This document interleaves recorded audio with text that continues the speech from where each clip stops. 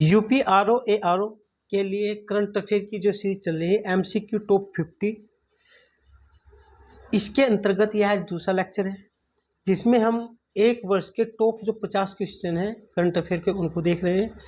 और यहाँ से आपको एक क्वेश्चन एक क्लास से डेफिनेट मिल जाएगा। ये क्वेश्चन बहुत ही बेहतर है।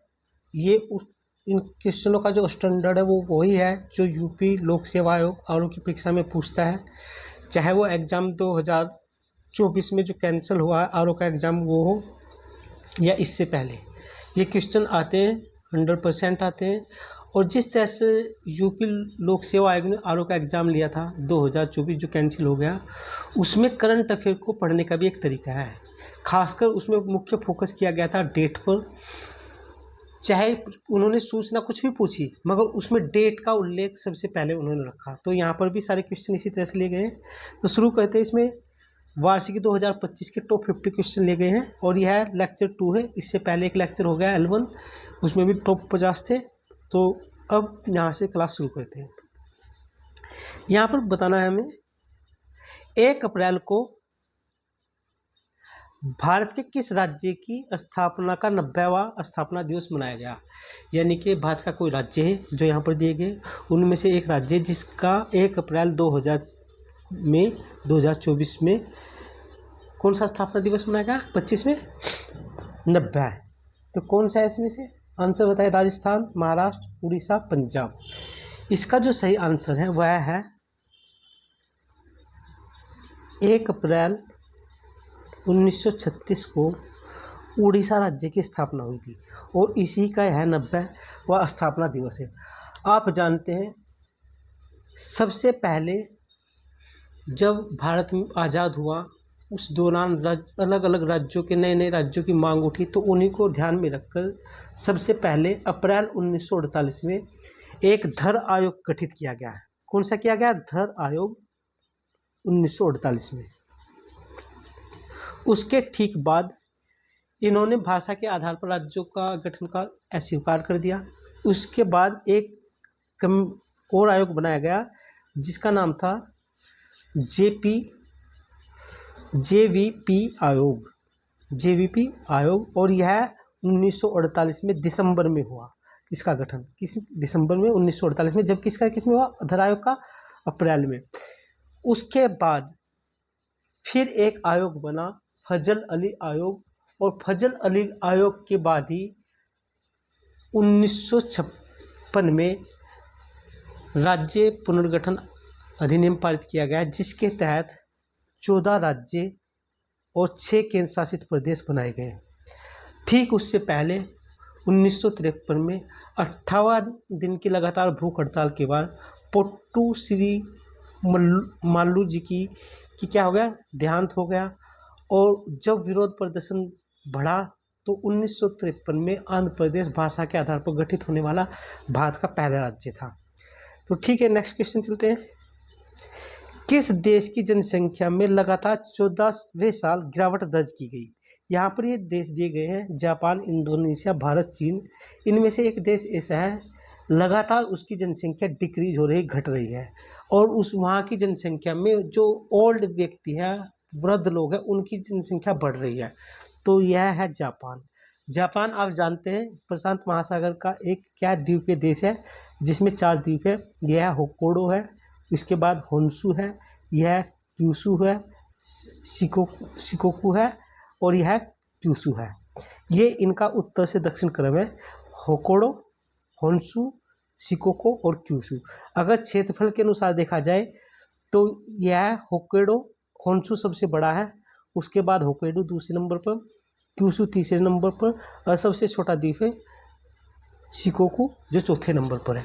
जापान की राजधानी टोक्यो है। आपको पता है वहाँ की एक महत्वपूर्ण झील है, कौन सी? आपको कमेंट में बताना है कौन सी झील है। और वहाँ पर फ्यूजियामा एक ज्वालामुखी महत्वपूर्ण पर्वत है। तो नेक्स्ट देखते हैं, किस राज्य सरकार ने भूमि सुरक्षा और पारदर्शिता सुनिश्चित करने के लिए भू भारती पोर्टल लॉन्च किया? यानी कि वहाँ पर जो भूमि है, भूमि माफिया की घटना बढ़ रही थी, एक तो उनकी सुरक्षा करना भूमि की और उसमें पारदर्शिता लाना यानी कि भ्रष्टाचार ना हो, तो उसके लिए एक भू भारती पोर्टल लॉन्च किया गया है। तो वे राज्य दिए गए कौन से? राजस्थान, केरल, तेलंगाना या पंजाब। तो इसमें से जो हमारा सही राज्य है वह है तेलंगाना राज्य है और इसका ऑप्शन सी है। और तेलंगाना राज्य की राजधानी आपको पता है क्या है? हैदराबाद है। और इसका गठन कब किया गया था? 2014 में तेलंगाना एक नया राज्य बना आंध्र प्रदेश से अलग होकर। नेक्स्ट चलते हैं। लगातार चौथे साल भारत का सबसे बड़ा व्यापारिक साझेदार कौन है? ये जो ऑप्शन है इसमें चीन, रूस, अमेरिका, जापान 4 देश है। तो भारत का सबसे बड़ा साझेदार और लगातार 4 वर्ष से वही बना है वो है क्या है? अमेरिका। अमेरिका जिसको यूएसए बोलते हैं, यूनाइटेड स्टेट ऑफ अमेरिका। और यह भारत का सबसे बड़ा लगातार 4 वर्षों से सबसे बड़ा व्यापारिक साझेदार है। और आपको पता है इसकी राजधानी वाशिंगटन डीसी है, WDC। और यह पोटामैक नदी के किनारे पर है। किसके? पोटामैक नदी के किनारे है। तो नेक्स्ट चलते हैं।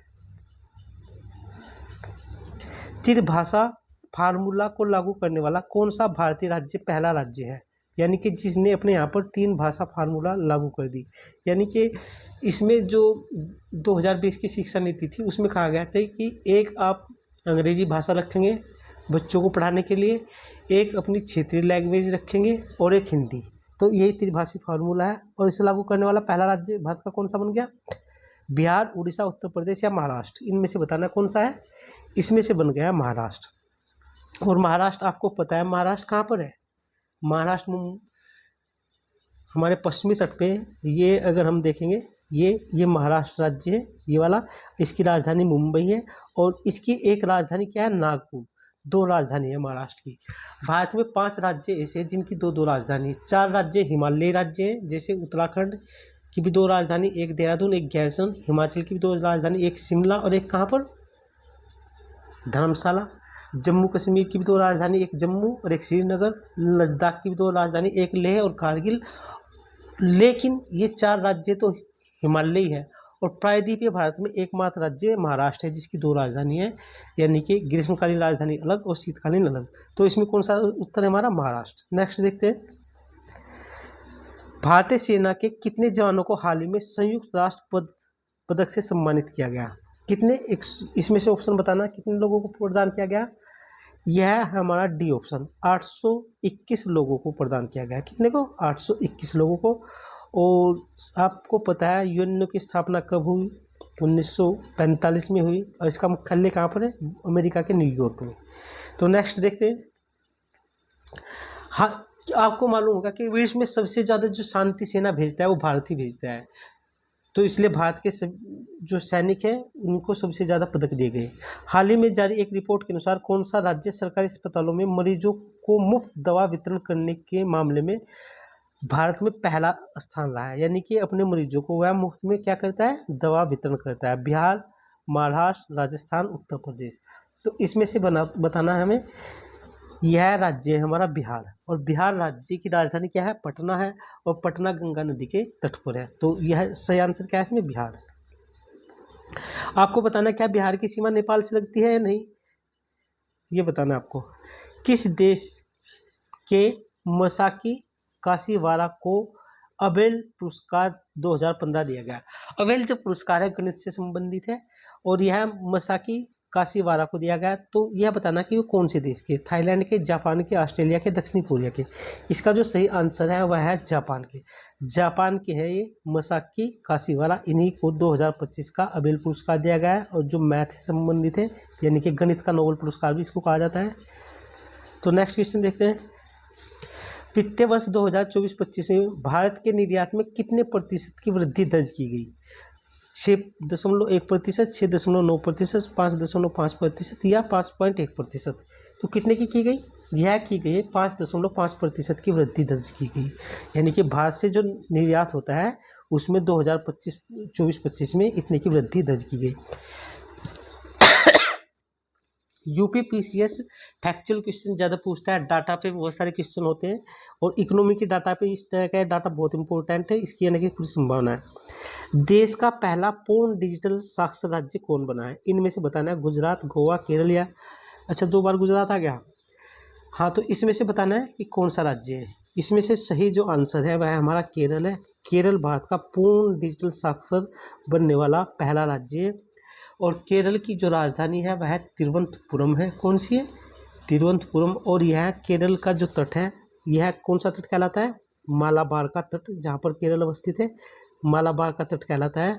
और केरल का महत्वपूर्ण बंदरगाह है कोची बंदरगाह, एक बंदरगाह, ये केरल है हमारा। और इसी तट पे, इसी को बोलते हैं मालाबार तट, यहीं पर तिरुवनंतपुरम है, यहीं पर कोची है। नेक्स्ट देखते हैं, हाल ही में रक्षा साहित्य महोत्सव कलम और कवच 2.0 का आयोजन कहाँ किया गया? मुंबई में, नई दिल्ली में, बेंगलुरु में या कोलकाता में? तो कहाँ किया गया है? इसका जो आयोजन किया गया है, यानी कि जो हमारा डिफेंस है उस पे जो साहित्य है, यानी कि डिफेंस पे बहुत सारी बुक लिखी जाती है ना, उसका महोत्सव था ये, या नई दिल्ली में आयोजित किया गया। इसका नाम क्या था?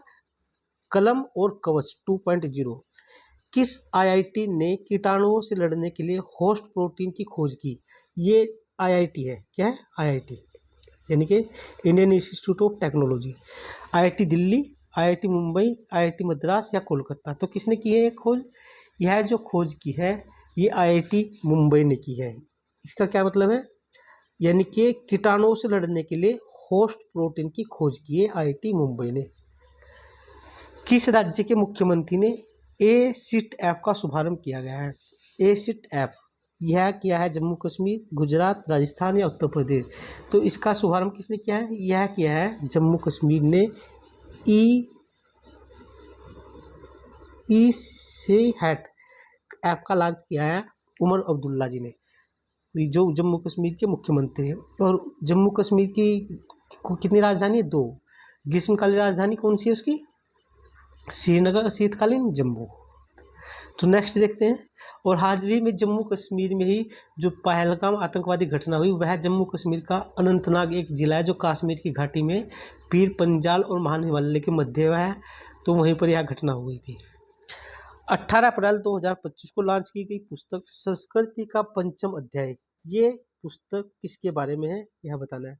भारत की स्वतंत्रता संग्राम के बारे में, पीएम मोदी के भाषणों का संकलन है, यह प्राचीन संतों की शिक्षा इसमें संकलित की गई है, या भारतीय जो मंदिर है उनका इतिहास इस पुस्तक में बताया गया है। तो इसका जो वो है विषय वह कौन सा है? यह संस्कृति का पंचम अध्याय जो पुस्तक है, प्रधानमंत्री नरेंद्र मोदी के भाषणों का इसमें संकलन दिया गया है। तो यह बहुत इंपॉर्टेंट है यूपीएससी के लिहाज से, और खासकर यूपी पीसीएस के लिहाज से आपको ये ले लेनी चाहिए, क्योंकि इसमें जो कोटेशन दी गई है उसी को आपको कोट करना है, चाहे वो 80 में या आपके जो जितने भी पेपर है जीएस के उन सभी में। तो बहुत इंपॉर्टेंट है, इसको याद रखना। भारत पीएम मोदी के भाषणों का संकलन है इसमें। वर्चाल दलित साहित्य पुरस्कार 2025 से किसे सम्मानित किया गया? पी शिवकामी को, सुश्री शिव शंकरी को, निधि शर्मा को, श्रेय सिंह को? तो इसमें से किसे सम्मानित किया गया है? पी शिवकामी को यह पुरस्कार दिया गया है, वर्चाल दलित साहित्य पुरस्कार 2025।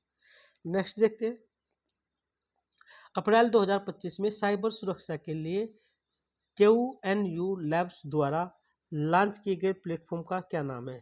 यानी कि QNU लैब्स कोई संस्था है, उसने साइबर सुरक्षा के लिए क्या एक प्लेटफॉर्म लॉन्च किया गया था, उसका नाम ही बताना हमें। क्यू गार्डे, क्यू शील्ड, क्वांट मैसेफ या क्यू लॉक? क्या है उसका नाम? उसका जो सही नाम है वह है क्यू शील्ड।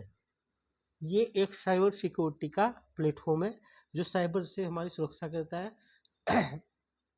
क्योंकि युद्ध का 5वां रूप है, जैसे युद्ध इस समय कितने डायमेंशनल है? युद्ध अभी तक तो था 3 डायमेंशनल, एयरफोर्स, नेवी और आर्मी। अभी चौथा डायमेंशन खुल गया है साइबर का, और 5वां जो डायमेंशन है वो है अंतरिक्ष का, स्पेस वार। डोनाल्ड ट्रंप ने, और आपने देख लिया जो ये है किसका, साइबर वाला ड्रोन, जो विमान हमले वगैरह है किसके, साइबर में ही तो आते हैं। डोनाल्ड ट्रंप द्वारा भारतीय वस्तुओं पर 19 अप्रैल 2025 से लागू पारस्परिक टैरिफ का प्रतिशत क्या है? डोनाल्ड ट्रंप ने हाल ही में जो टैरिफ वार शुरू किया है, पूरे विश्व में से खलबली मची हुई है। तो 26%, 25, 20 या 35? तो भारत पे कितना लगाया उसने? 26% टैरिफ लगाया गया है। और उनका यह मानना है कि भारत की जो टैरिफ दर है पूरे संसार में सबसे ज़्यादा है, डोनाल्ड ट्रंप ये कहते हैं। हाल ही में आयुष्मान भारत योजना में शामिल होने वाला भारत का 35वां राज्य कौन सा है? तो कौन सा है? हरियाणा, राजस्थान, दिल्ली या गुजरात? तो हाल ही में चुनाव कहाँ पर हुए? दिल्ली में। तो दिल्ली भारत का 35वां राज्य है जिसने आयुष्मान भारत योजना को लागू करने पर सहमति जताई है। और आपको पता है भारत में इसमें कितने राज्य हैं? 28 राज्य और 8 केंद्र शासित संशासित प्रदेश। इंडियन सुपर लीग 2024-25 का खिताब किसने जीता? बेंगलुरु एफसी ने, मुंबई सिटी एफसी ने, मोहन बागान सुपर जायंट ने, केरला ब्लास्टर ने। तो किसने जीता है? यह जो पुरस्कार जीता है, बताओ इसमें से सही आंसर क्या है? ये जीता है मोहन बागान सुपर जायंट ने यह पुरस्कार जीता है। तो इसका सही ऑप्शन क्या है? सी इसका सही ऑप्शन है। नेक्स्ट देखते हैं, हाल ही में किस ट्रेन में बैंक ऑफ महाराष्ट्र द्वारा देश का पहला एटीएम स्थापित किया गया है? बैंक ऑफ महाराष्ट्र ने एटीएम को क्या कहते हैं? Automated teller machine. और इसका आविष्कार ऑस्ट्रेलिया के एक वैज्ञानिक थे, उन्होंने किया था एटीएम का आविष्कार। तो अगर आपसे पूछे एटीएम का फुल फॉर्म क्या है? Automated teller machine. तो बताना है कि किस ट्रेन में एटीएम लगाया पहली बार भारत में? विवेक एक्सप्रेस में, समझौता एक्सप्रेस में, नेताजी एक्सप्रेस में, पंचवटी एक्सप्रेस में।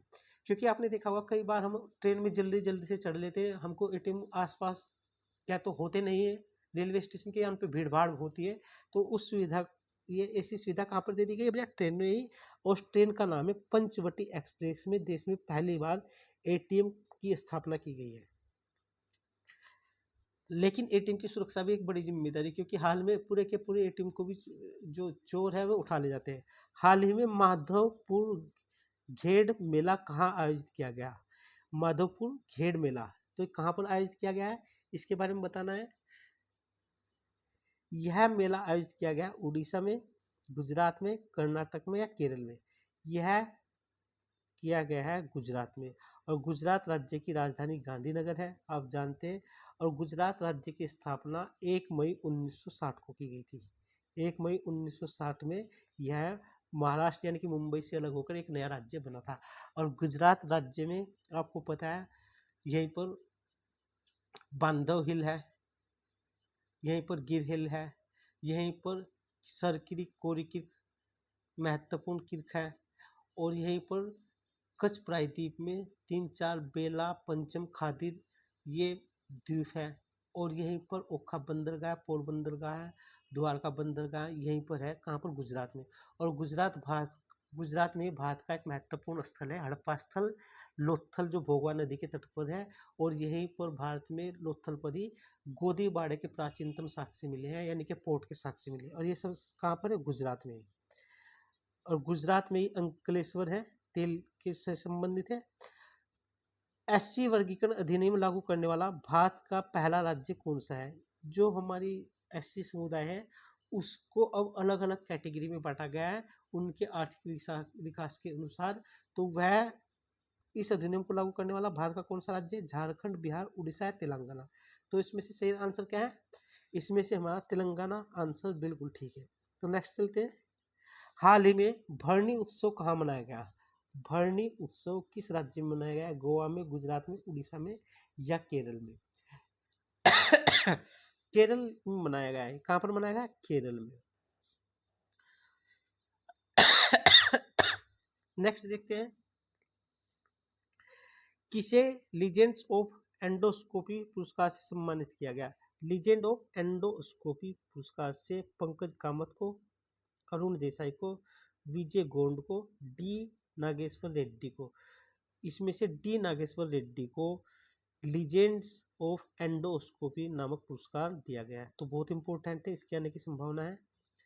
2024-25 के लिए किस राज्य ने सबसे अधिक वास्तविक आर्थिक विकास दर हासिल की है? हरियाणा, राजस्थान, तमिलनाडु या नागालैंड? तो इसमें से किसने की है? इसमें से सबसे ज़्यादा आर्थिक विकास दर जो हासिल की है 2024-25 में, वह हासिल की है तमिलनाडु में। और तमिलनाडु की जो स्थापना हुई थी वह 1 नवंबर 1916 को हुई थी। और इसकी राजधानी चेन्नई है। और आपको पता है चेन्नई भारत का एक महत्वपूर्ण बंदरगाह है जो पूर्वी तट पर है। और यहीं पर आपको तमिलनाडु में बहुत सारी पहाड़ियाँ, पालने की पहाड़ियाँ, जावदी की पहाड़ियाँ, तमिलनाडु और आंध्र प्रदेश की सीमा पे पुलिकट झील है, आपको पता है।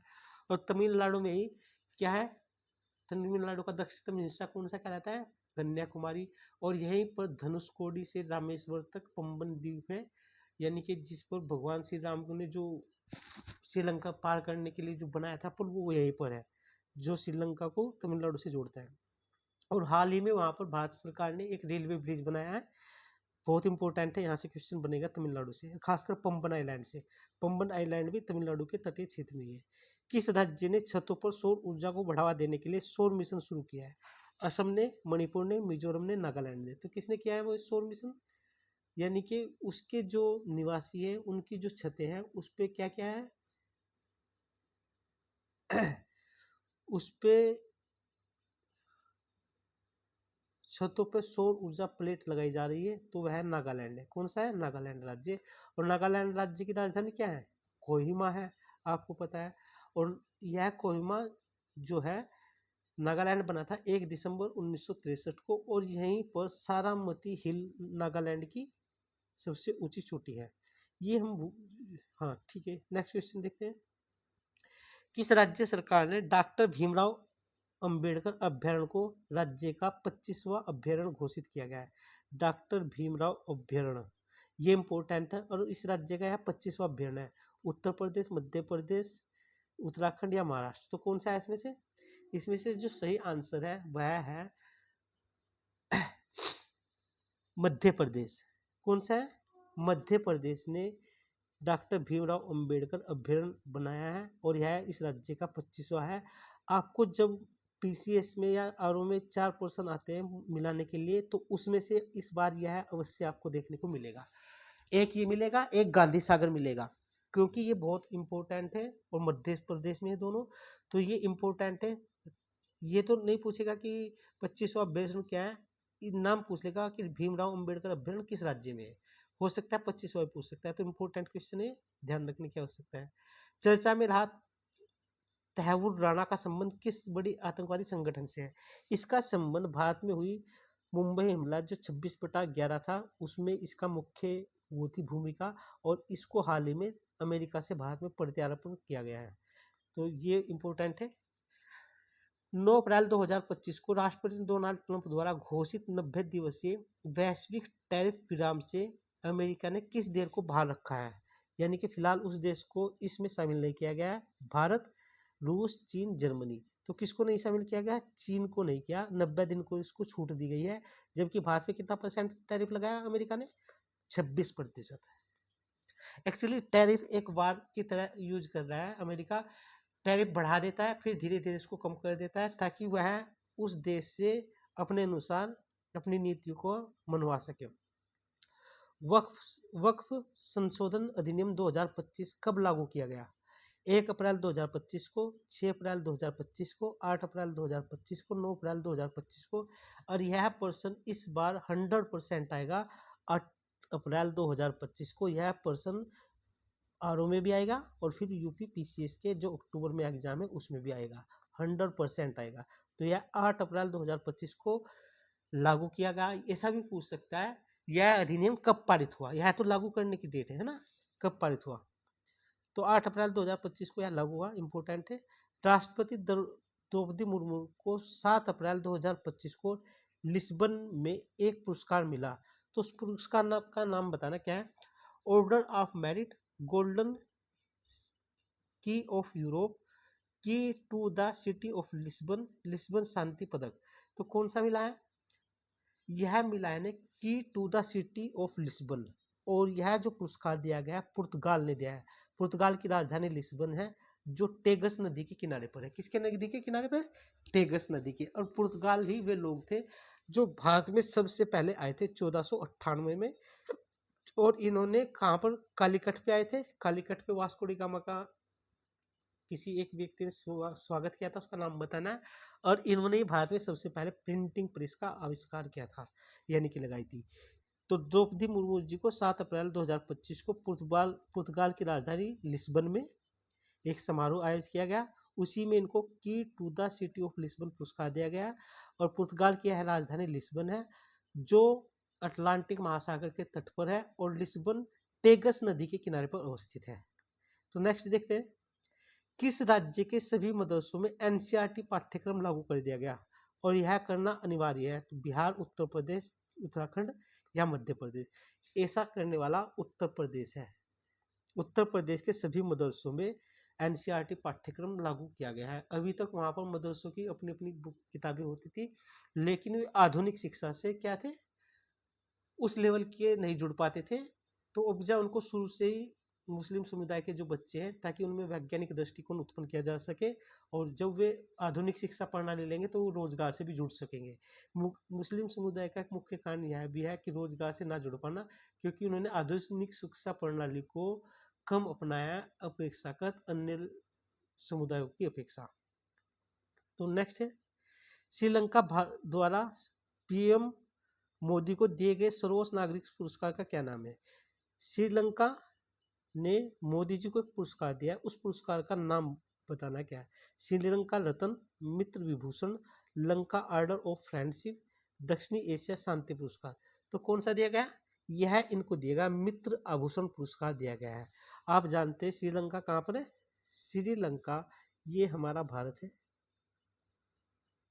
ये, और यहीं पर है श्रीलंका, और यहीं पर है ये रामेश्वर, और यहीं पर रामेश्वर से लेके धनुषकोडी तक यहीं पर पंबन आइलैंड है। इसी को बोलते हैं, रामेश्वर से लेके धनुषकोडी तक का जो हिस्सा समुद्र के नीचे डूबा हुआ है, उसी को बोलते हैं क्या, कि यह भगवान श्री राम की सेना के द्वारा बनाया पुल था, जो श्रीलंका जाने के लिए प्रयोग में लगाया था। यहीं पर पाक की खाड़ी है, और यहीं पर पंबन आइलैंड है, और पंबन आइलैंड पर ही हाल ही में भारत सरकार ने क्या चलाई, एक रेलवे पुल बनाया है, जिसपे ट्रेन की आवाजाही हो सके।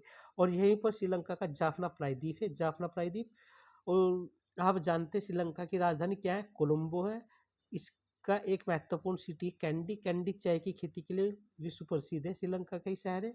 और श्रीलंका में एक महत्वपूर्ण बंदरगाह है, हबन टोटो बंदरगाह, जिसको चीन ने भी विकसित किया है, और भारत में भी उसकी विकास में कुछ महत्वपूर्ण भूमिका है। तो ये इंपॉर्टेंट बातें थी श्रीलंका के बारे में।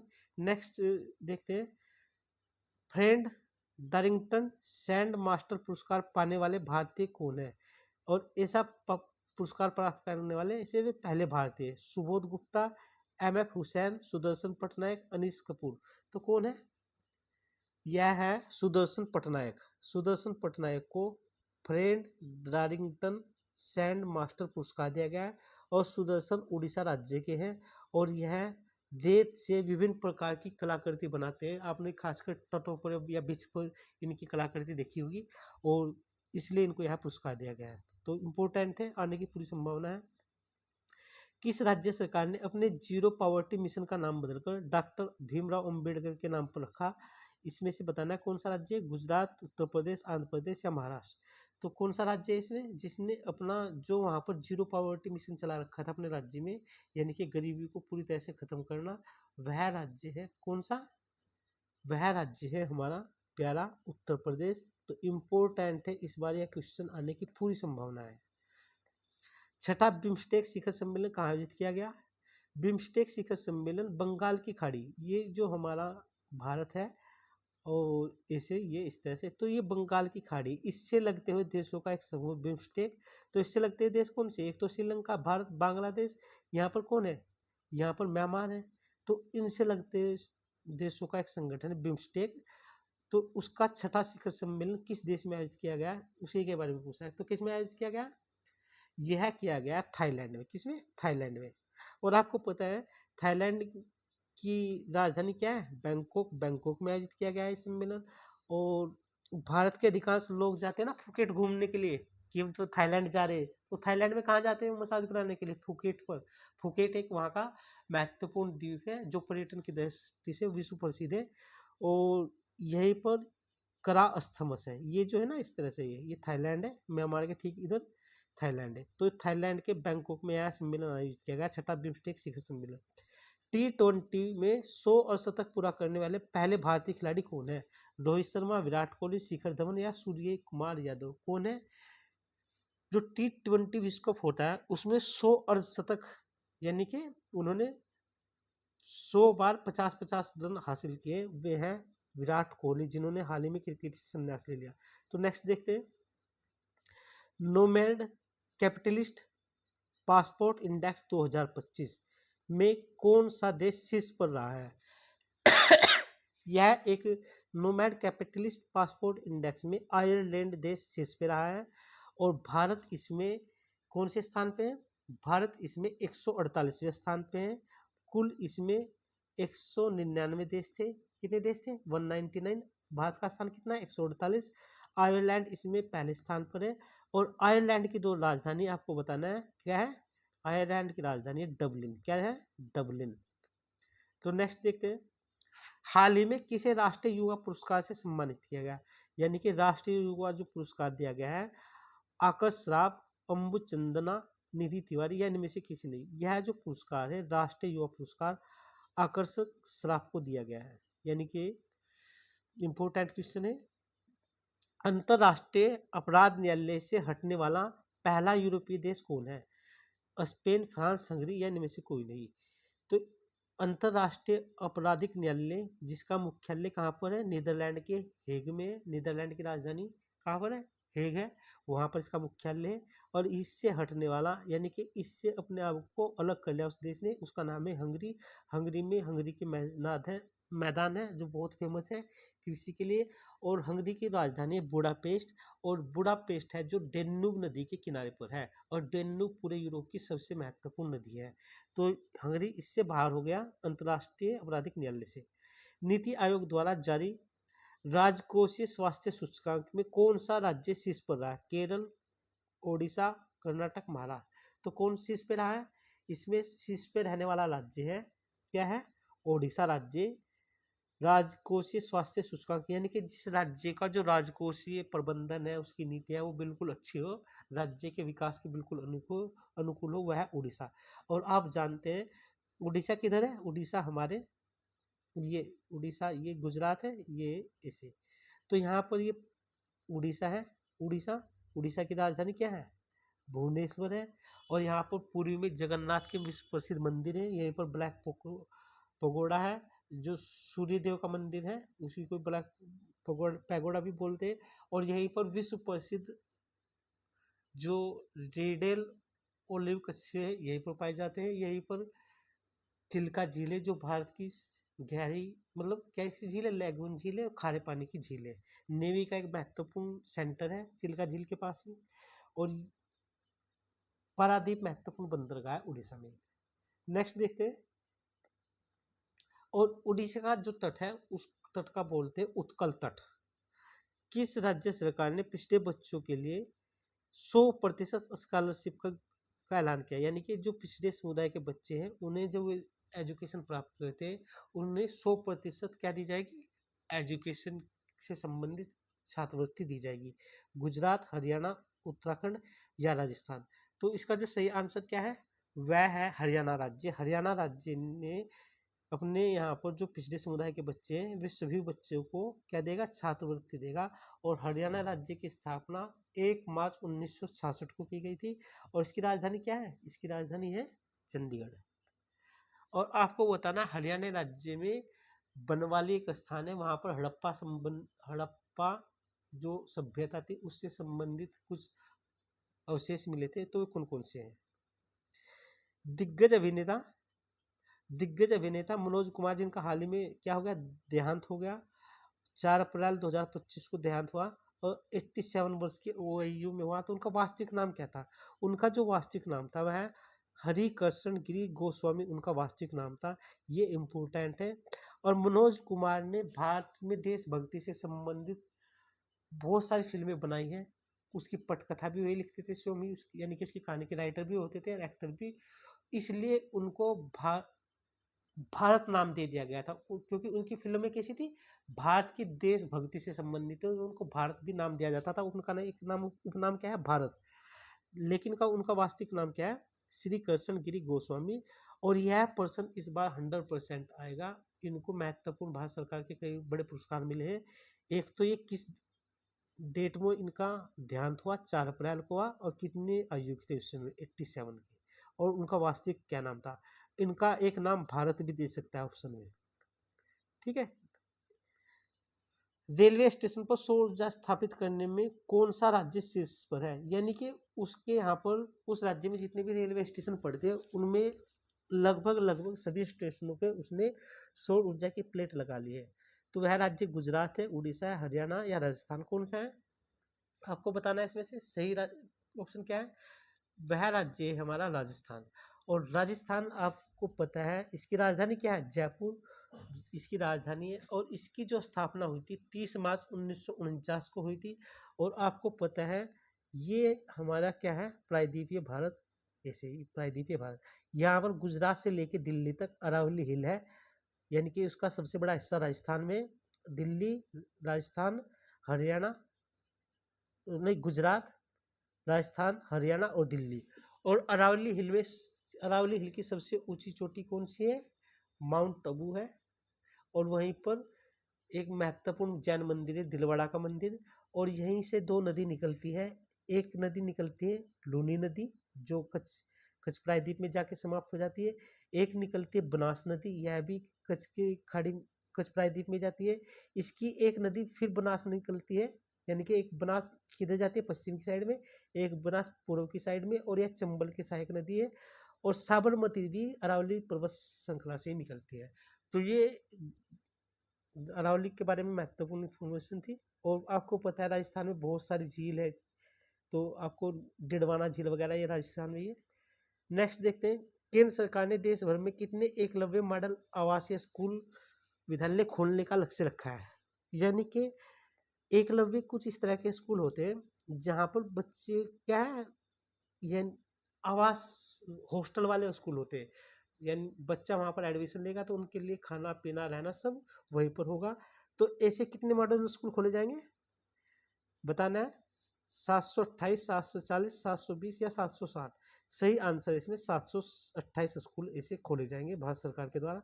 तो नेक्स्ट देखते हैं, लोकसभा में वक्फ विधेयक 2025 कब पारित किया गया, ये बताना आपको। और इससे इस बार पर्सन 100% आएगा। यह है 2 अप्रैल 2025 को पारित किया गया और 8 अप्रैल 2025 को यह लागू हो गया पूर्ण तरह से। और इस बार ये इससे 1% आना तय है। और डेट पे ही पर्सन आएगा ज़्यादातर कि किस राष्ट्रपति ने कब सिग्नेचर करे, यानी कि कब लागू हुआ, राज्यसभा ने कब पारित किया, लोकसभा ने कब पारित किया, या इसके मुख्य क्या प्रावधान है। तो यहाँ से 1% आना तय है। नेटवर्क तत्परता सूचकांक में भारत का कौन सा स्थान प्राप्त हुआ है? नेटवर्क तत्परता सूचकांक में भारत को जो स्थान प्राप्त हुआ है 28वां, 40वां, 49वां या 42वां। भारत को जो स्थान प्राप्त हुआ है वह 49वां स्थान प्राप्त हुआ है, 49वां स्थान।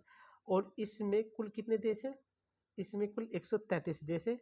तो भारत का कितना स्थान है? 49। और कितने देश है? 133।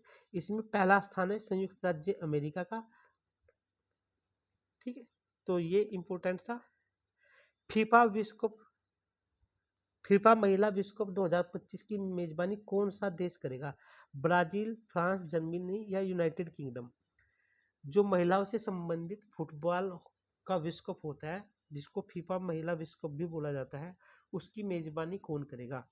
वह करेगा यूनाइटेड किंगडम। यूनाइटेड किंगडम आप जानते हैं, ये ऐसे ये हमारा यूरोप है, ये, और ये भूमध्य सागर है। यहाँ पर जिब्राल्टर जल संधि। और ये फ्रांस, फ्रांस से लगता है यहाँ पर कौन सा है? इंग्लिश चैनल, जो यूनाइटेड किंगडम को फ्रांस से अलग करता है और उत्तरी सागर को अटलांटिक महासागर से जोड़ता है। और यूनाइटेड किंगडम की राजधानी लंदन है, जो सिपरी नदी के तट पर अवस्थित है। तो ये इसकी महत्वपूर्ण बातें थी। और आज की यह क्लास यहीं पर समाप्त होती है। इसमें टॉप 50 क्वेश्चन ले गए हैं जो 1 वर्ष की करंट अफेयर के थे। यहाँ से आपको एक क्वेश्चन डेफिनेटली मिलेगा। इसकी आगे भी क्लास जारी रहेगी। आप इसकी PDF जाके टेलीग्राम चैनल से डाउनलोड कर सकते हैं। तो यहाँ पर ये सेशन समाप्त करते हैं।